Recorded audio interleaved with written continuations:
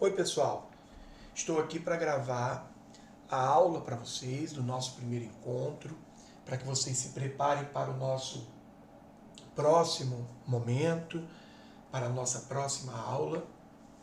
Lembrando também que nas férias de julho, no recesso de julho, eu disponibilizarei uma nova lista de questões para vocês. Você já tem uma no blog, agora no recesso disponibilizarei mais uma lista para poder ativar, né,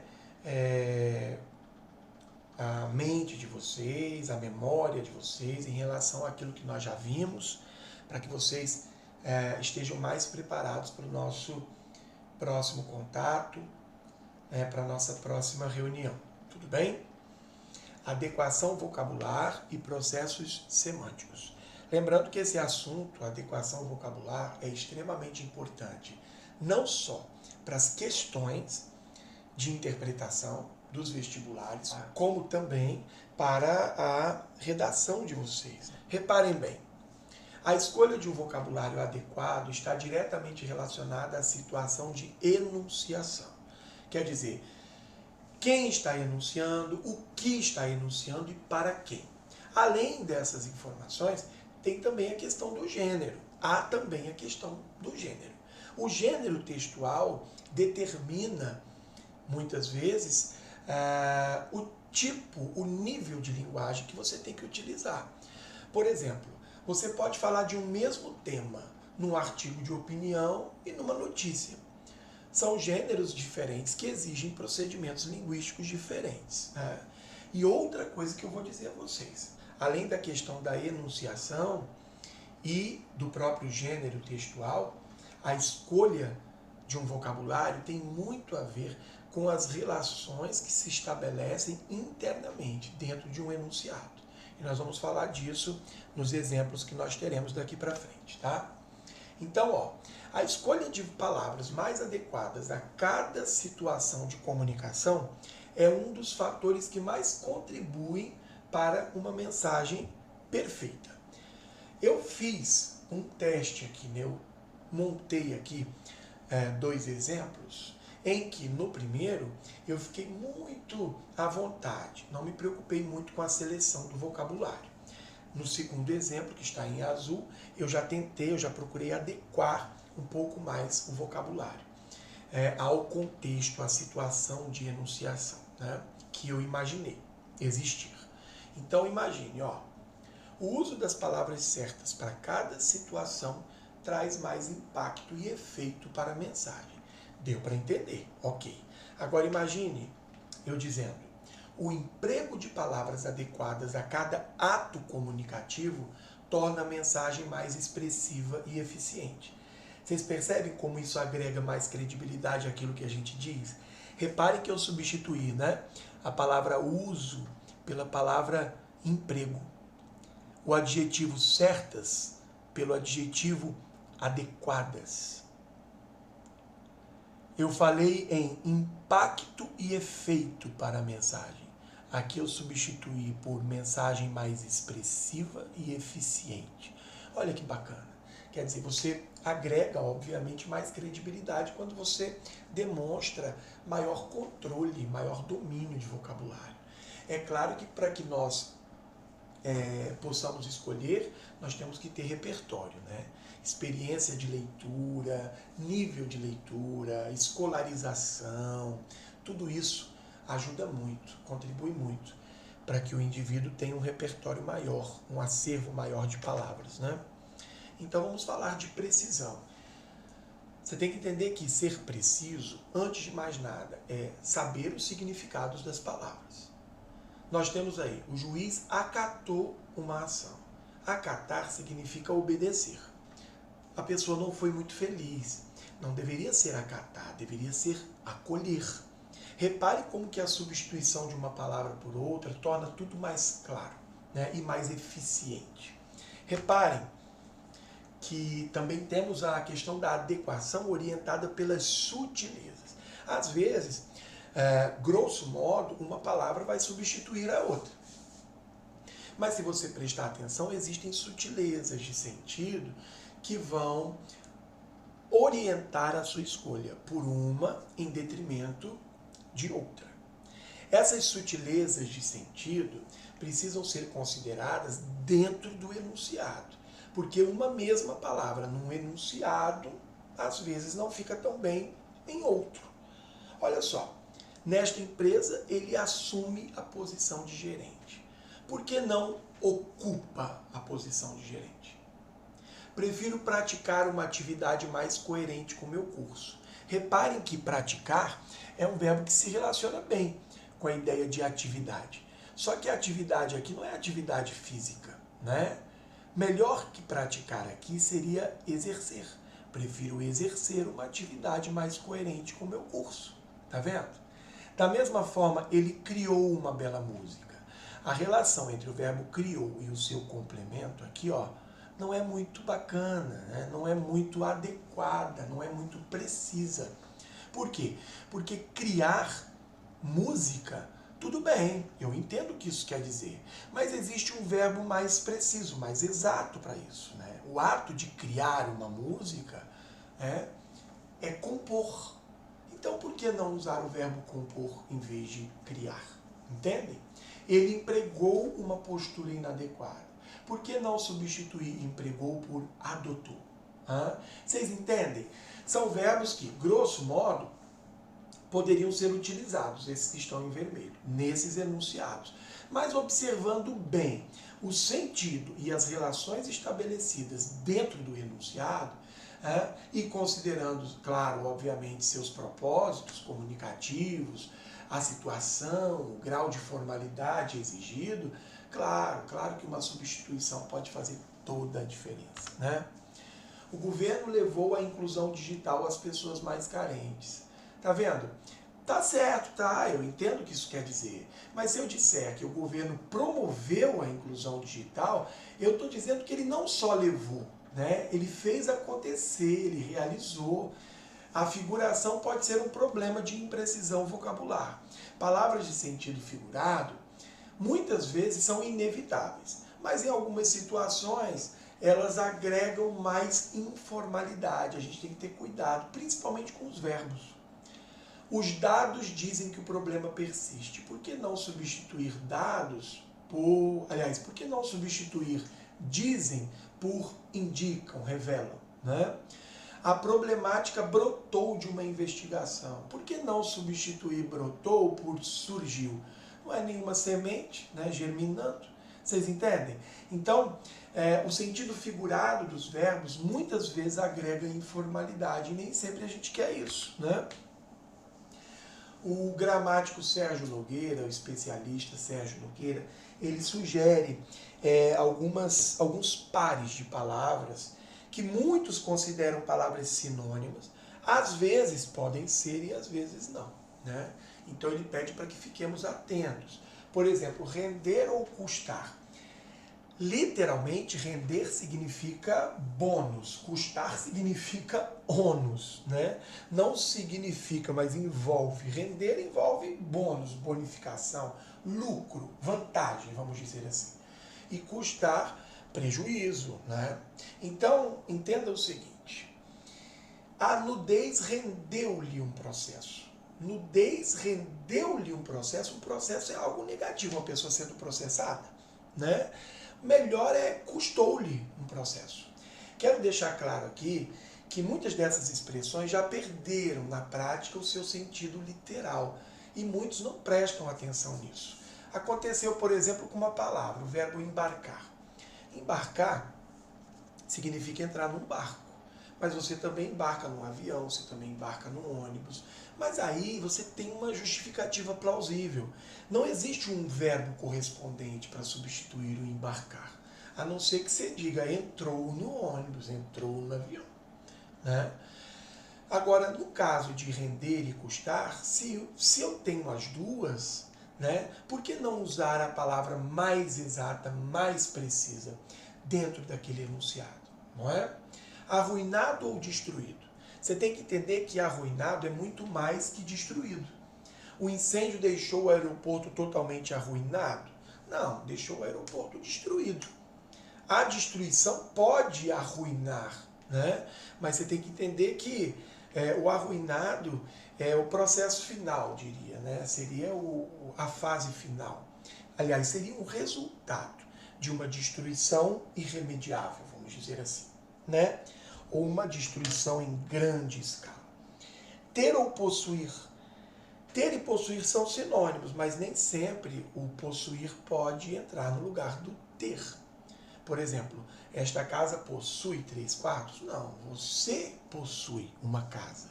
Mas a casa possuir? Não, a casa tem 3 quartos. Fica muito melhor em virtude de ou em razão de. Em virtude dá-nos a ideia de algo positivo. Então, em virtude de sua crueldade, quase foi linchado? Não. Devido à sua crueldade, quase foi linchado. Excluir, descartar ou deletar. Ele deletou a possibilidade de mover um processo contra a empresa. Entenda que deletar é um verbo muito restrito ao mundo cibernético, ou então, né, ao uso estilístico, né, figurativo, uma situação mais informal. Né? Deletar significa apagar, mas apagar o quê? Um texto, uma palavra, né, que você escreve num comentário, num computador, não ao mundo cibernético especificamente, mas ao mundo da informática. Né? Existe até uma tecla, delete, lá no seu teclado do seu computador. Entende? Então está mais restrita a essa prática.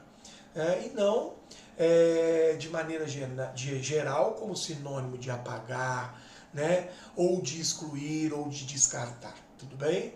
Então ele deletou a possibilidade de mover um processo? Não, ele excluiu a possibilidade de mover um processo contra a empresa, né? Ou descartou.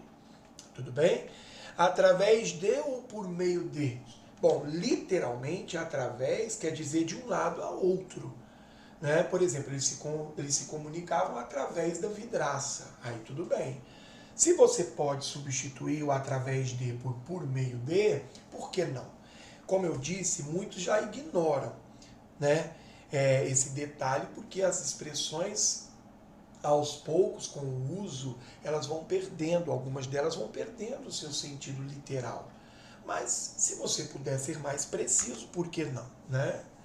Bom, falando agora de sinônimos, nós temos que considerar que não existem sinônimos perfeitos, certo?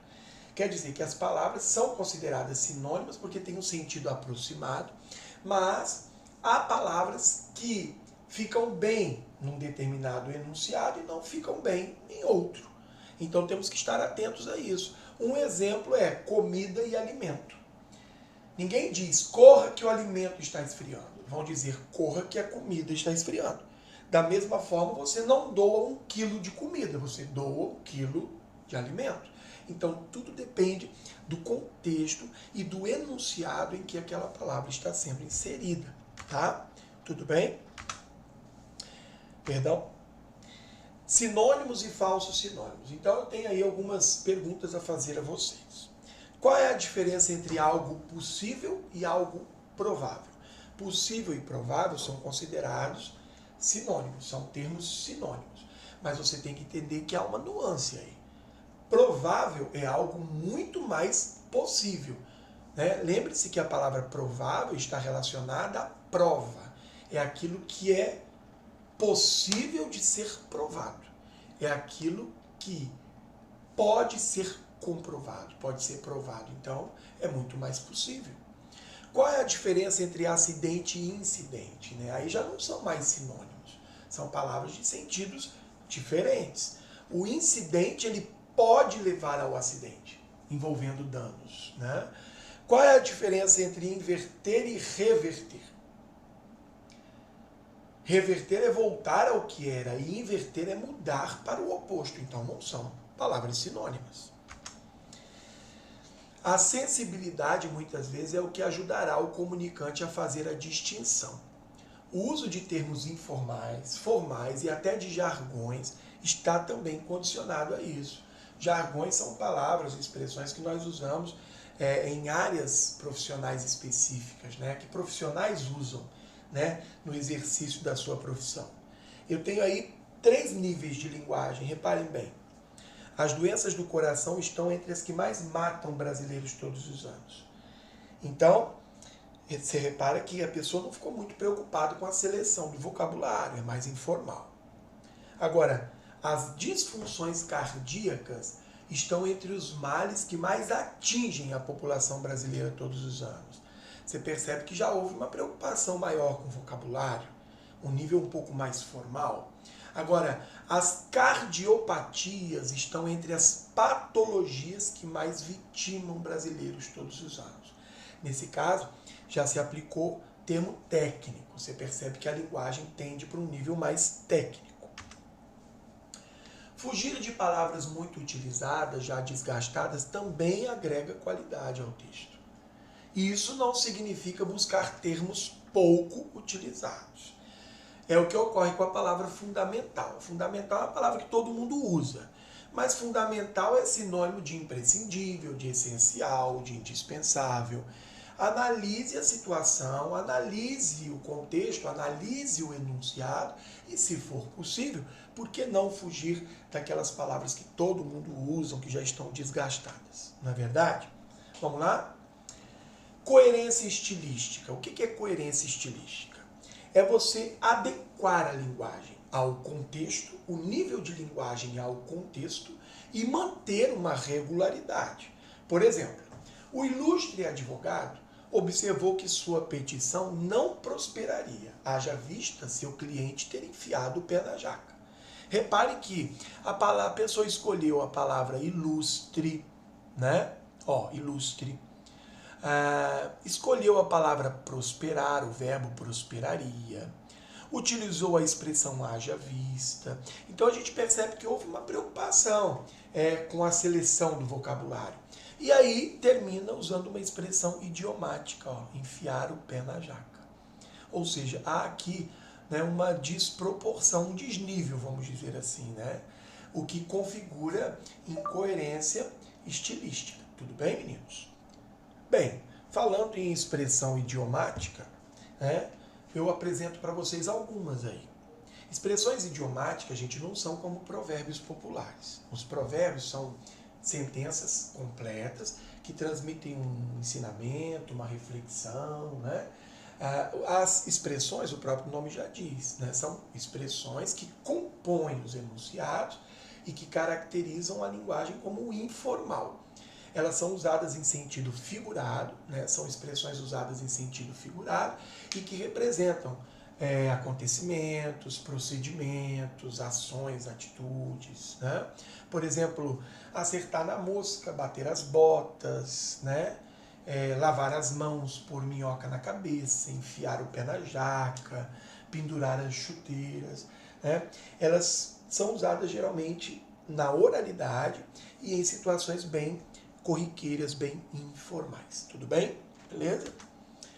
Bom, quando a gente fala em adequação de vocabulário, a gente precisa falar também em paralelismo.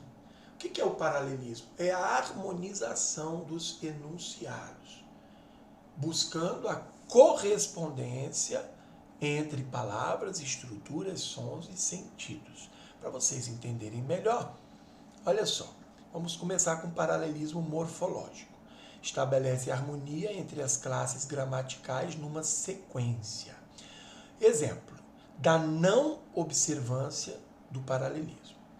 Proibido animais e fumar. Eu tenho duas coisas proibidas, Animais, que é um substantivo, e fumar, que é um verbo.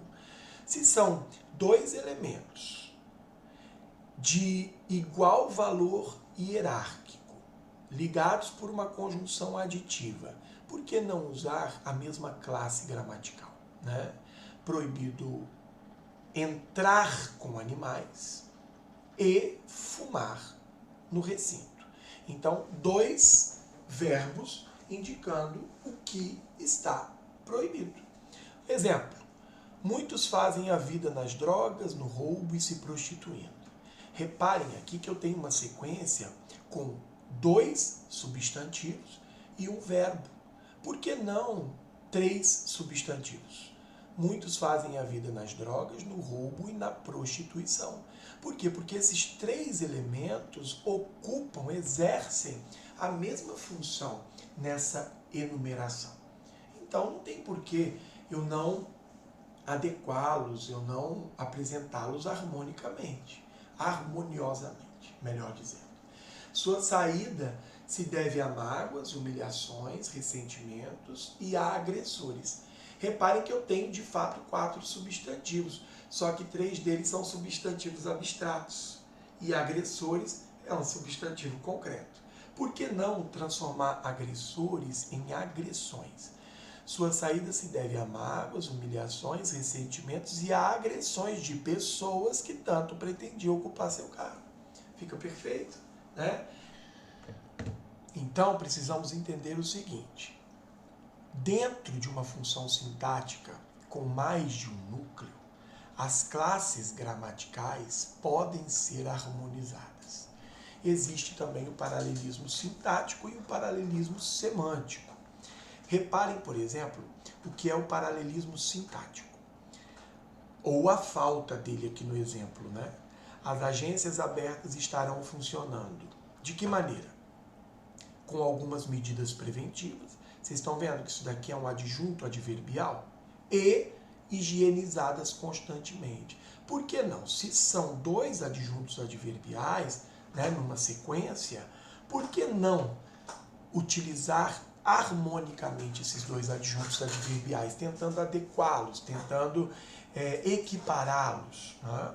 Reparem, as agências abertas estarão funcionando com algumas medidas preventivas e com higienização constante.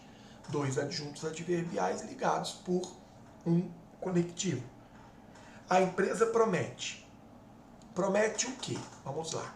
Melhorar os salários e redução das jornadas de trabalho.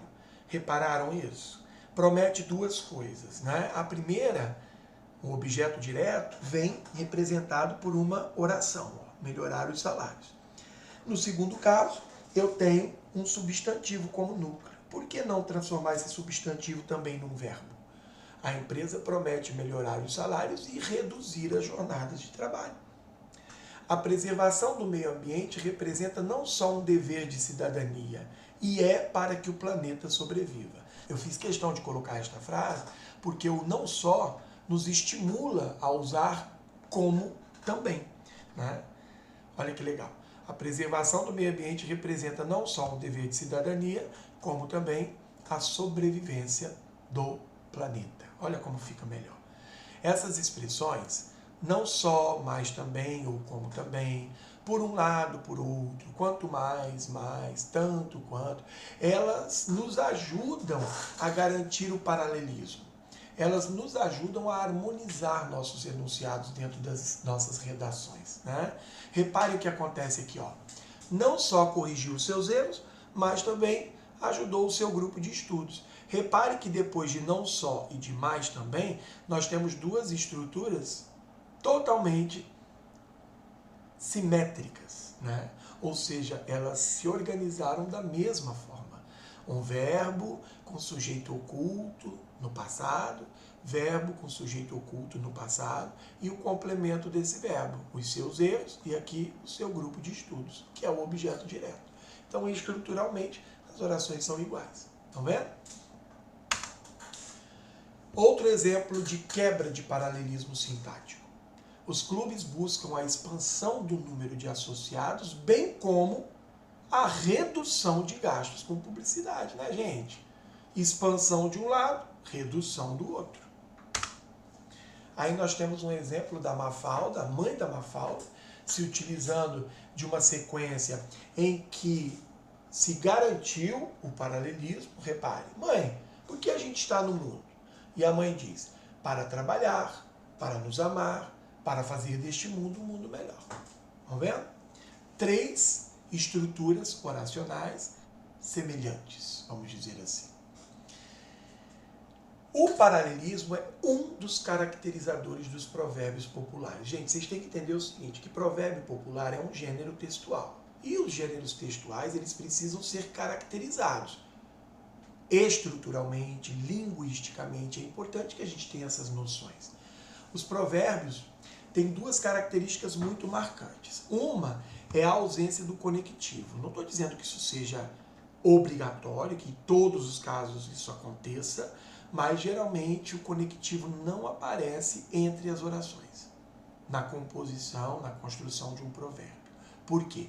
Para agregar um valor mais sentencioso, um caráter mais sentencioso, mais grave para a enunciação. E reparem, o paralelismo sintático.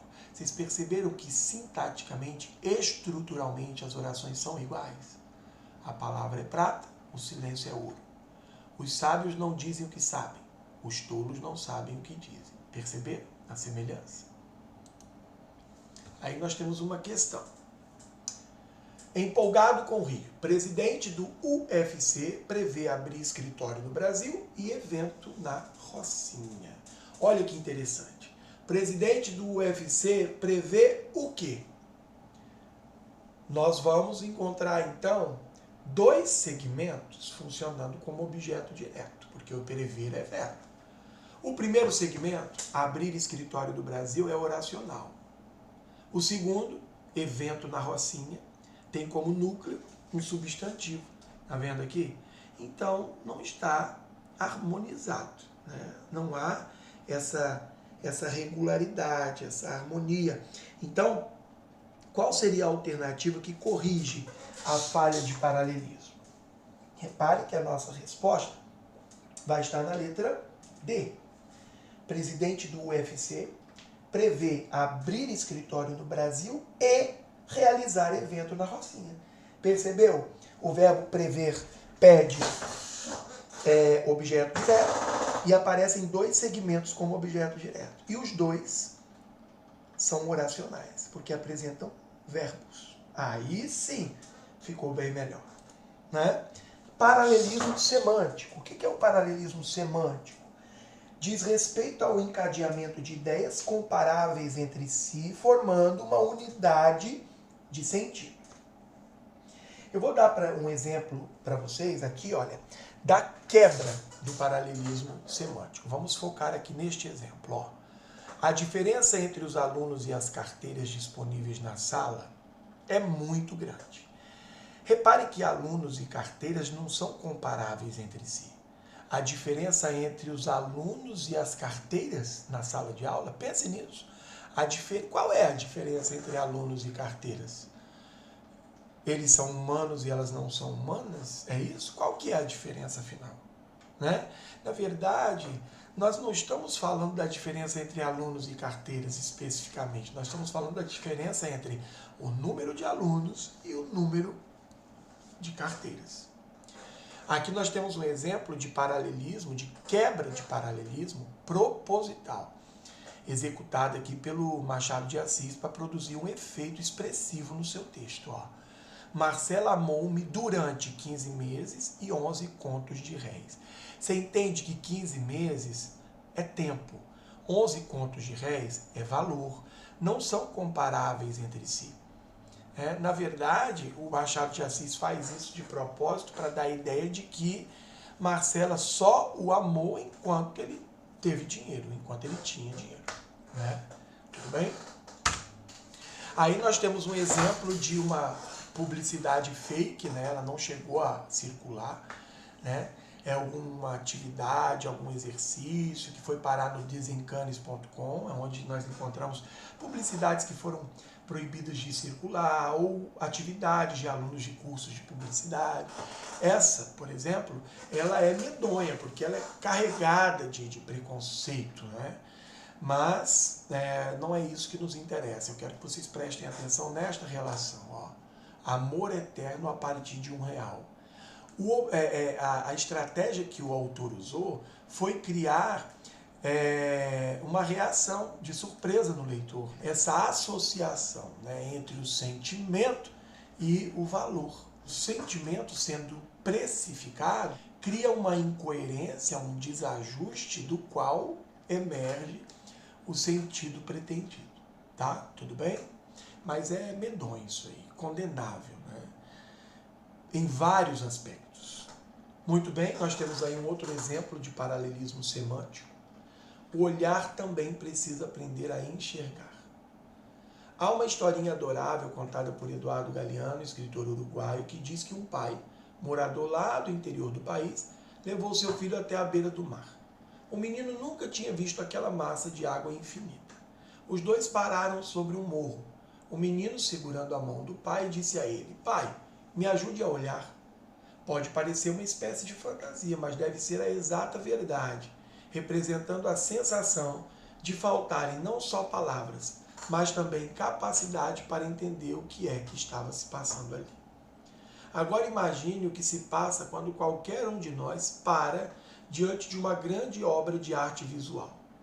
Como olhar para aquilo e construir seu sentido na nossa percepção? Só com auxílio mesmo. Não quer dizer que a gente não se emocione apenas por ser exposto a um clássico absoluto, um Picasso, um Niemeyer ou um Caravaggio. Quer dizer apenas que a gente pode ver melhor se entender a lógica da criação. Repare que o texto começa com uma historinha, depois parte para a tipologia expositiva, constituindo a argumentação. Ele defende uma ideia. As pessoas precisam, às vezes, de conhecimento técnico, elas precisam de informação para apreciar adequadamente uma obra de arte. Né? E para dizer isso, para justificar, para validar esse seu ponto de vista, ele nos conta uma historinha no começo do texto. Então, quando ele diz no segundo parágrafo, só com auxílio mesmo, ele está estabelecendo um link.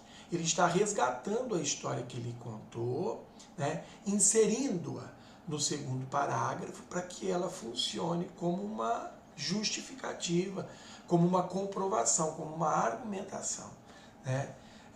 Para aquilo que ele visa defender, ok? Para aquilo que ele apresenta como ponto de vista.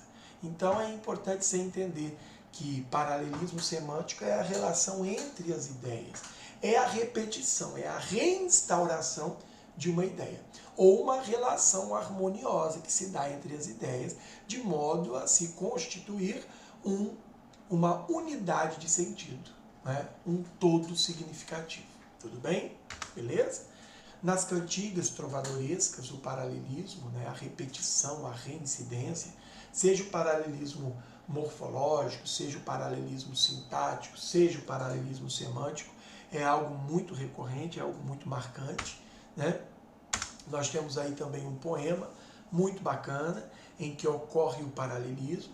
Reparem que as estrofes são idênticas, sintaticamente falando, estruturalmente falando, né? O título é Anatomia, ou seja, durante o poema faz-se uma espécie de mapa anatômico do poema, do que o constitui. Por isso as diferentes perguntas abordando diferentes aspectos do poema. Ok? Tudo bem?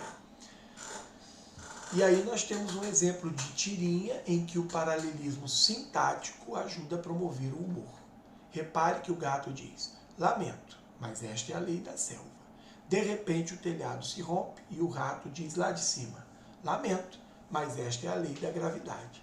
Entenda que o rato poderia ter dito exatamente o que disse usando outra estrutura, mas o efeito não seria o mesmo. Quando o rato diz o que diz usando a mesma estrutura oracional utilizada pelo gato, estimula o leitor a fazer a comparação e a perceber a vantagem do rato, fazendo jus ao famoso provérbio: quem ri por último ri melhor. Não é verdade? Paronímia. Gente, quando a gente fala em adequação vocabular, nós temos que estar muito atentos à significação de palavras que são semelhantes, mas que apresentam sentidos muito distintos. São as chamadas palavras parônimas. Olha o exemplo. Ela teve uma boa mostra da crueldade daqueles homens. Não é mostra, cara, é amostra. Às vezes nós nos equivocamos. Além das palavras parônimas, existem também as palavras homônimas. Homônimas é quando elas são iguais, ou na pronúncia, aí elas vão se chamar homófonas, nesse caso, né? Ou na escrita, vão ser chamadas de homógrafas. Reparem, concerto e concerto. Na escrita elas são diferentes, mas elas são idênticas na pronúncia. E aqui, colher e colher. elas são diferentes na pronúncia, mas elas são idênticas na grafia. Então, se elas forem idênticas ou na pronúncia ou na grafia, você chamará de palavras homônimas. Vale a pena ficar atento a isso também, tá? Aqui nós temos alguns exemplos de palavras parônimas, ou seja, de palavras parecidas na escrita e na pronúncia, mas que têm sentidos bem diferentes, tá? Então, vale a pena você ficar atento, tá bom? Por exemplo, retificar e ratificar. Retificar é corrigir, é consertar, não é isso, gente? E ratificar é reforçar, né?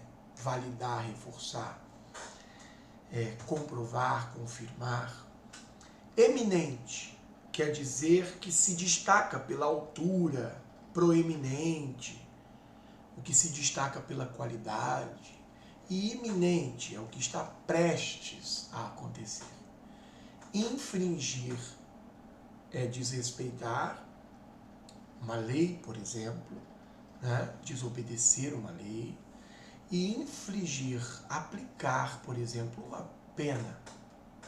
Despensa, lugar onde se guardam os mantimentos. E dispensa, o verbo dispensar. Tem a ver com o ato de dispensar, né? Descrição do verbo descrever e discrição de ser discreto, sutil. Vocês estão vendo, gente? É importante demais ficarmos atentos. Por quê? Porque elas são muito parecidas, né? Em relação à grafia, em relação à pronúncia, mas tem sentidos tão distintos, né? Tão diferentes. Vale a pena ficarmos atentos a isso. Tudo bem, gente? Beleza? Vamos continuar. Hiperonímia e hiponímia. O hiperônimo é uma palavra cuja significação inclui o sentido de diversas outras. O hipônimo, aqui embaixo, é uma palavra de sentido mais específico. Por exemplo, a doença não lhe abandonava. Aquela gripe prometia não ir embora. Repare que gripe é uma forma que eu encontrei de não repetir a palavra doença. Gripe é mais específica, é menos abrangente do que doença. Então eu vou dizer que isso daqui é um hipônimo. Agora olha só, a maconha, a cocaína, a heroína, o crack são drogas ilícitas. Repare que a palavra drogas abrange maconha, cocaína, heroína e crack. Então é um hiperônimo. Tudo bem? Beleza? Vejamos alguns casos especiais de palavras e expressões semelhantes, tudo bem? Em vez de e ao invés de. Em vez de quer dizer no lugar de. Ao invés de quer dizer ao contrário de. Então tem que ficar atento. Você não pode dizer ao invés de direito, ela optou por medicina. Não tem ideia de contrariedade aí. Você vai dizer, em vez de direito, ela optou por medicina. Ao invés de é sempre quando houver ideia de contrariedade, de oposição. Por exemplo, ao invés de subir, ele desceu. Aí sim. Ao encontro de quer dizer favorável, movimento favorável. Minhas ideias vão ao encontro da sua. É diferente de eu dizer que minhas ideias vão de encontro às suas. De encontro quer dizer contra, elas são diferentes, né? Então, vale a pena pensar bastante nisso, tá? A princípio e em princípio. A princípio quer dizer inicialmente, nós usamos muito isso na redação, os dois, né? Em princípio quer dizer em tese, em teoria, de modo geral, tá? Diferentes. No nosso próximo encontro, nós falaremos do uso dos porquês, dos homônimos, seção, seção e seção, e das expressões acerca de, acerca de, acerca de. Tudo bem? Olha, uma sugestão. Se vocês puderem, busquem na internet planilhas, há várias. Coloquem lá assim, no Google, tabelas de palavras parônimas. Vocês vão encontrar inúmeras. Vale a pena ler, vale a pena estudar para melhorar o seu vocabulário e também por conta das questões objetivas, né, da FUVEST, que são muito voltadas para essa significação das palavras, né, para o fator semântico. Tudo bem, meninos? É isso. Obrigado e até o próximo encontro. Fiquem em paz. Valeu, gente. Forte abraço.